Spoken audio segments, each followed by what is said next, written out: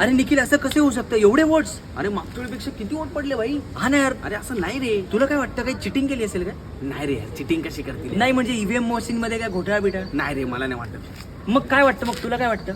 मला वाटतं त्यांनी हे केली ना चूक, त्यामुळे झालं भाई. काय पण हा बाई, हे नव्हतं करायला पाहिजे. जर हे नसतं केलं ना तर बरोबर जिंकलं असतं. बरोबर. पण मी काय बोलतो, हा? तुला काय वाटतं, समज ते सरकार आलं तर काय होईल रे? ते सरकार आलं ना तर देशाची वाट लागेल परत. नाही रे, वाट नाही लागणार रे, असं मला नाही वाटत. पण मला काय वाटतं माहितीये का निखिल, ओव्हर कॉन्फिडन्स आणि इगो नटला माहिती. बरोबर बोलला भाई, इगो नडला भाई. काय पण बोल. एवढा ओव्हर कॉन्फिडन्स नसायला पाहिजे होता. पण आता काय करायचं? आता काय, अरे सोड ना, आपण वोटिंग केलं, आपली जबाबदारी संपली भावा, झाला आता काम. सुकृत, तुला वाटतं आपली जबाबदारी संपली? हा, वोटिंग केलं. आपलं इथंच चुकतंय सुकृत.